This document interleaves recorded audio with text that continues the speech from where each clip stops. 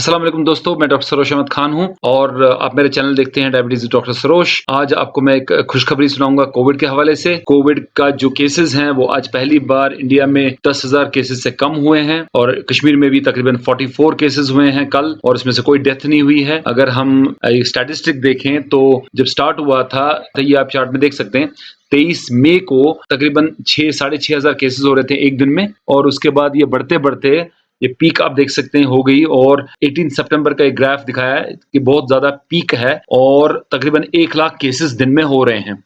उसके बाद हमने देखा सितंबर के आगे आहिस्ते-आहिस्ते ये डिक्लाइन पर आ गया और उतरते-उतरते केसेस जो हैं नवंबर में तकरीबन 38,000 केसेस हुए हैं पर डे और ये उतरते जनवरी का ये ग्राफ है जिसमें दिखाया है कि 20,000 केसेस हुए हैं पर डे। जनवरी में 20,000 केसेस हो रहे हैं और ये फर्दर उतर के 8 फरवरी का यानी कल का है ये, जो दिखा रहा है कि 9,110 केसेस हुए हैं इंडिया में एक दिन में। तो ये बहुत अच्छी न्यूज़ है कि हम शायद कोविड को कंट्रोल में ला चुके हैं और ये कोविड डिक्लाइन पर है।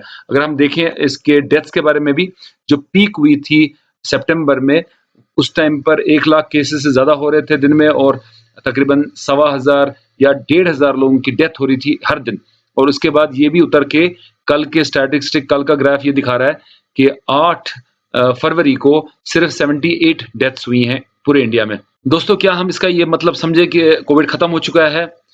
शायद ये अर्ली होगा ये बोलना कि कोविड खत्म हो चुका है, क्योंकि अभी हमारे पास एग्ज़ाम्पल है ब्राज़ील का, यूके का, न्यूज़ीलैंड का, जहाँ की कोविड बिल्कुल डिप हो गया था और दोबारा से एक सेकंड वेव आई।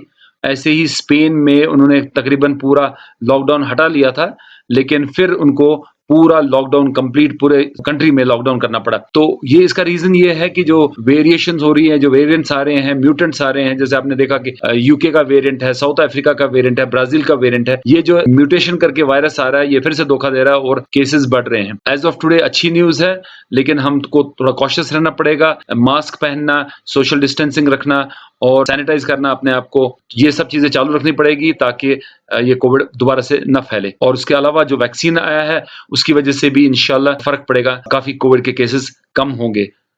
अपना ख़्याल रखिए, अपने फैमिली का ख़्याल रखिए। खुदा हाफ़िज़, बाय।